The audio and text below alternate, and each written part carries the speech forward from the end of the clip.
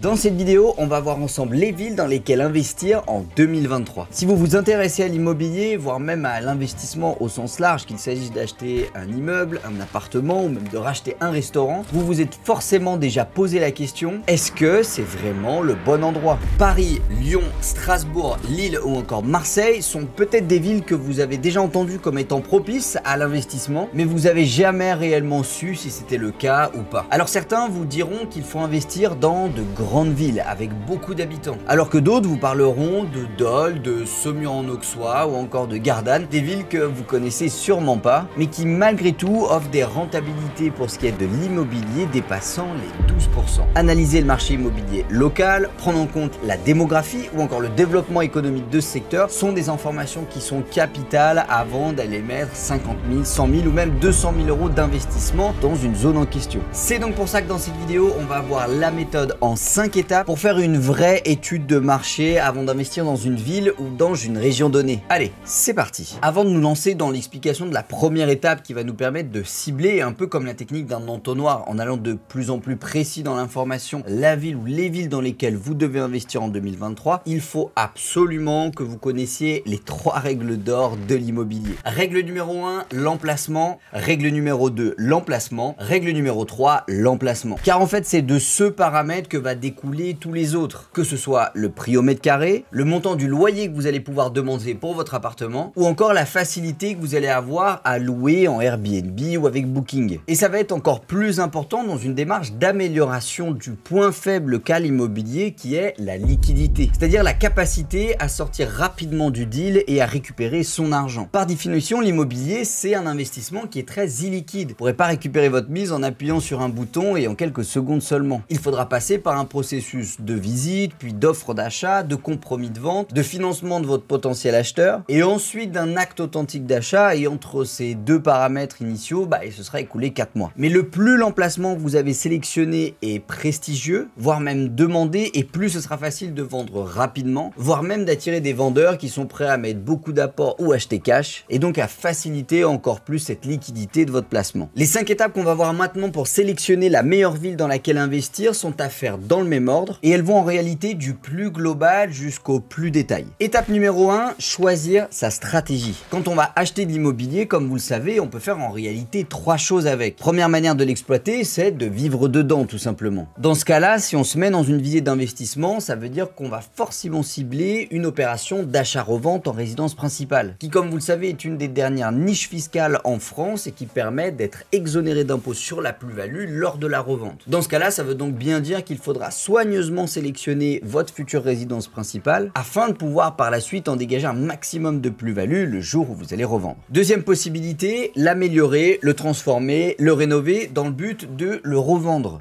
C'est ce qu'on appelle un projet d'achat-revente qui, répété plusieurs fois, va tomber dans le cadre d'une activité qu'on appelle le marchand de biens, qui est vraiment le professionnel de l'achat-revente immobilier et qui répond à un ensemble de règles et de stratégies bien particulières. D'ailleurs, si le sujet vous intéresse, j'ai créé une formation de plus d'1 heure directement sur YouTube et je vous mets le lien juste ici. Troisième possibilité, le louer afin de dégager ce qu'on appelle une rentabilité locative et un maximum de cash flow tous les mois. Et c'est en général ce qui va concerner la grande majorité d'entre vous. En fonction de ce que vous avez en tête, vous allez évidemment pas vous orienter vers les mêmes secteurs, les mêmes quartiers ou même les mêmes villes, parce que certaines sont beaucoup plus propices pour l'achat-revente et d'autres sont plus propices pour l'investissement locatif. Et on va dire que les mathématiques de base de ces stratégies sont bien différentes. Mais dans cette vidéo, on va s'intéresser plus particulièrement à la stratégie locative, où l'objectif va être de louer chaque mètre carré de votre appartement le plus cher possible, pour en dégager un maximum de rentabilité. Malgré tout, gardez à l'esprit comme règle générale, peu importe ce que vous avez envie de faire, 4 principes immuables dans l'investissement immobilier. Premier principe, ce qui fera une bonne affaire dans l'immobilier, quoi que vous ayez envie de faire avec, ce sera toujours d'acheter en solde, c'est-à-dire à un prix en dessous de celui du marché. Deuxième principe, il faudra toujours trouver la meilleure stratégie ou en tout cas le meilleur mode d'exploitation de l'appartement que vous avez en face de vous. Et ça pourra être de la location courte durée ou de la location longue durée meublée ou encore de la colocation. Troisième principe, gardez à l'esprit que ce qui importe importe, c'est de gagner au total, donc c'est-à-dire à la fois l'addition du cash flow et en même temps de la plus-value que vous allez pouvoir générer sur votre investissement, parce que c'est ça qui fera le rendement total de votre opération et pas seulement le rendement locatif et pas seulement la plus-value. Et enfin, quatrième principe, peu importe dans quoi vous investissez et pourquoi vous investissez, ce sera toujours plus simple si c'est proche de chez vous. Je vous conseille d'ailleurs de commencer par investir dans des biens qui sont à moins de 30 minutes en voiture. Ce sera beaucoup plus facile non seulement pour aller visiter, mais également parce qu'il y a de grandes chances que vous connaissiez déjà le marché ou potentiellement des gens qui habitent déjà sur place. Étape numéro 2, vérifier qu'il y a une terre fertile. Dans l'immobilier, ce qu'on va appeler un terreau fertile, c'est en réalité une zone où il existe déjà une rentabilité locative avérée. Et je vous rappelle d'ailleurs que la rentabilité, elle se calcule avec la formule suivante: le montant de mes loyers annuels divisé par le coût d'achat de mon investissement, le tout multiplié par 100. Et dans l'immobilier en général, on essaiera toujours de dépasser les 8% de rentabilité locative, voire même assez facilement les 10%. Vous avez donc deux variables à analyser comme premier tri avant d'aller plus loin dans votre analyse, à savoir les loyers potentiels de chaque mètre carré que vous allez acheter et également le coût moyen de chaque mètre carré que vous pourriez trouver dans le secteur. Et l'entièreté de ces informations se trouve directement sur internet. Et pour vous expliquer tout ça, prenons un exemple concret. Admettons par exemple que vous êtes lyonnais et que vous souhaitez investir en deuxième couronne lyonnaise dans la ville de Villefranche-sur-Saône. Afin de trouver un petit peu quelle est la valeur de marché et combien va se vendre chaque mètre carré,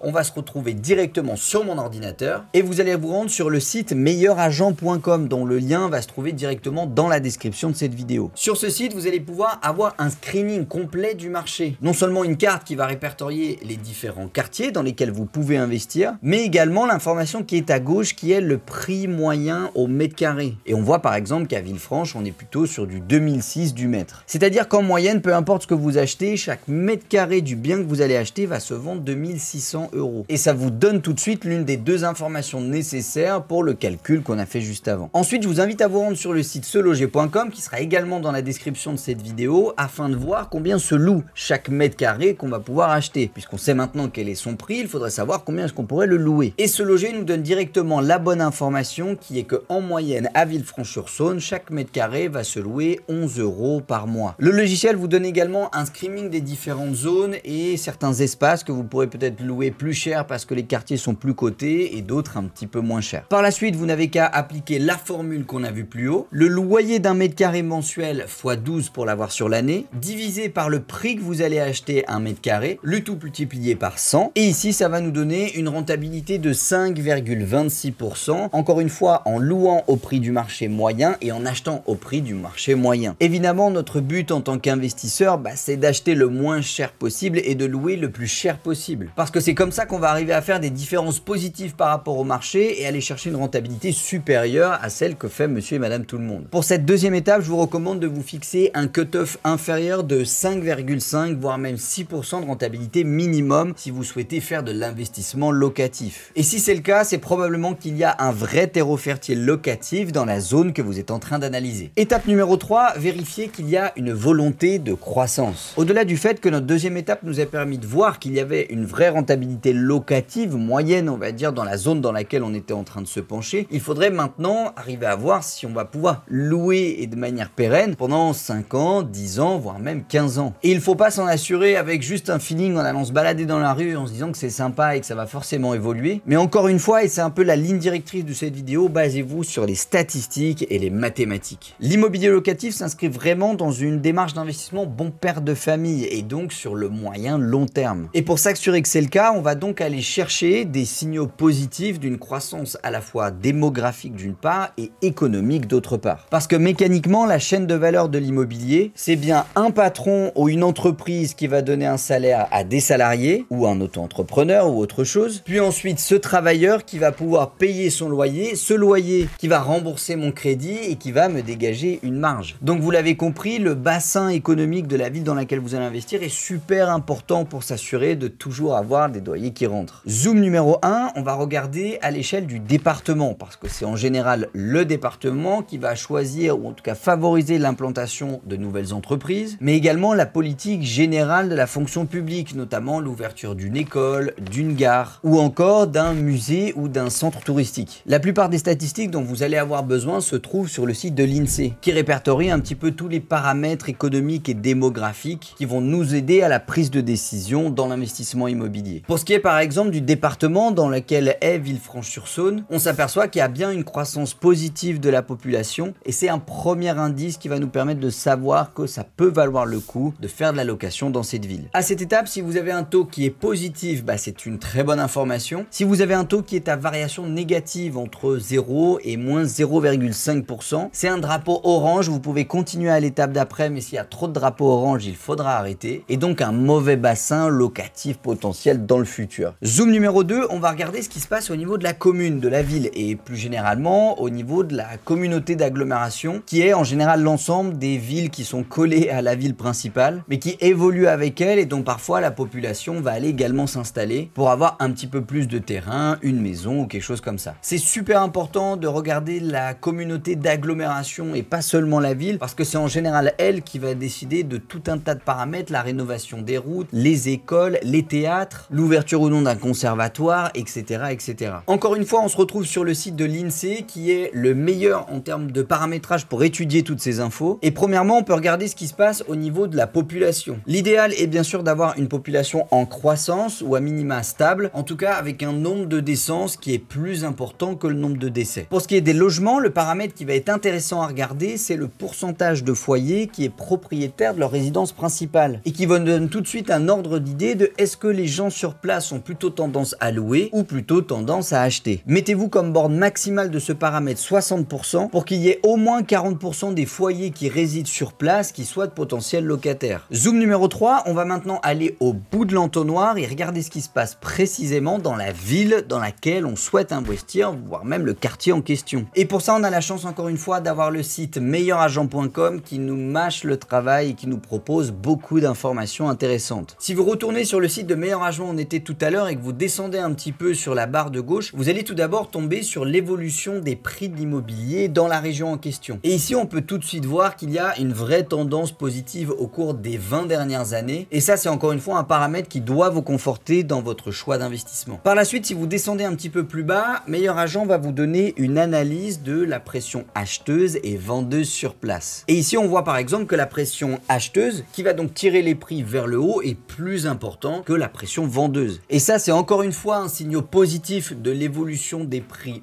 dans le futur, qui, comme la pression acheteuse est plus importante, aura tendance à partir vers la hausse. Il vous donne également le pouvoir d'achat immobilier d'un ménage moyen résident sur la zone, et ici, il s'agira d'un 53 mètres carrés. Et encore une fois, des informations sur la population, notamment le nombre d'habitants, sur les logements avec tout un tas de statistiques et également sur les revenus des personnes qui résident dans la ville. Maintenant, au-delà de ces trois tailles de zoom différents qu'on vient de faire pour voir s'il y a une vraie volonté de croissance à la fois démographique et économique dans la zone, je vous invite également à aller fouiner un petit peu sur internet et particulièrement sur le site de la mairie de la ville dans laquelle vous allez investir. Si par exemple on se rend directement sur le site de la com d'agglo de Villefranche, et on va arriver à trouver tout un tas d'informations intéressantes qui peuvent également nous aiguiller dans le choix d'investissement. Rien que sur la page d'accueil d'ailleurs, on voit qu'il y a de l'animation, qu'il y a des propositions d'aide et de manifestations dans ce type de ville. On voit d'ailleurs également qu'il y a un conservatoire qui est un bassin potentiel de locataires courte durée, des gens qui viennent en déplacement pour se former à la musique, et aussi des animations pour les familles comme vous pouvez le voir juste ici. En fouinant un petit peu sur le site internet, en allant chercher à droite à gauche quelles sont les infrastructures présentes à l'intérieur de la ville, ça vous permettra encore plus de vous donner un ordre d'idée de ce qui se passe ici si vous n'y habitez pas. Étape numéro 4, avoir une demande plus importante que l'offre. Au-delà du fait qu'il faut avoir une pression acheteuse plus importante que la pression vendeuse parce que c'est ce qui va driver les prix vers le haut, il faut également qu'il y ait plus de demandes locatives, c'est-à-dire de personnes qui ont besoin de se loger dans un logement, que le nombre de logements qui est proposé en location. À cette étape, pour vous en assurer, vous pouvez tout d'abord checker le nombre d'annonces que vous avez sur des sites tels que Se Loger, Le Bon Coin ou Paru Vendu, qui vous permettront d'ores et déjà de vous faire un aperçu de ce qu'il y a de dispo et bien sûr de la qualité en termes de finition, d'équipement et également de taille d'appartement de ce qu'il y a de disponible. Maintenant, la meilleure manière selon moi de se faire une idée de l'immobilier locatif local, c'est de faire un test qu'on appelle l'épreuve de la sentinelle. Vous allez poster 3 fausses annonces sur Le Bon Coin, une pour un studio, une pour un T2 et également une pour un 3 pièces. Vous allez mettre des photos que vous aurez trouvées sur internet en fonction de la qualité de finition que vous avez envie de faire, et même si ça correspond à une autre ville ou un appartement que vous avez déjà, ça peut tout à fait faire l'affaire. Essayez de mettre des photos d'appartements qui soient dans la moyenne, ni trop trop luxe et également ni trop bas de gamme. Vous allez faire tourner vos annonces pendant une semaine complète et vous allez quantifier la quantité de demandes que vous allez recevoir pour chacun de vos appartements. Si vous avez moins de 10 prises de contact, on considérera que la demande est faible. Entre 10 et 20 demandes, on considérera que la demande locative est correcte. Et plus de 20 demandes en une semaine, on considérera que la demande locative est forte. C'est une méthode qui vous coûtera un petit peu d'argent pour pouvoir poster les annonces sur les sites et un petit peu de temps également pour coordonner et quantifier les paramètres que vous allez recueillir. Mais c'est vraiment pour moi la pierre angulaire d'une étude de marché dans l'immobilier, c'est d'aller le tester directement avec cette épreuve. Au-delà de ça, je vous invite également à aller sur place, à visiter, à regarder, à discuter avec les commerçants et pourquoi pas même à prendre rendez-vous avec des agents immobiliers locaux qui eux sont en permanence et sont insérés dans le tissu économique. Ils vont vous permettre de dire est-ce que vraiment il y a une demande locative plutôt pour tel type d'appartement, du meublé, pas de meublé, du 3 pièces, du 2 pièces. Et n'hésitez pas vraiment à leur poser directement la question. Pour ma part, j'aime bien les inviter à boire un café. Ça permet non seulement de leur poser toutes les questions dont j'ai besoin sur le marché, mais de commencer également à créer mon réseau d'apporteurs d'affaires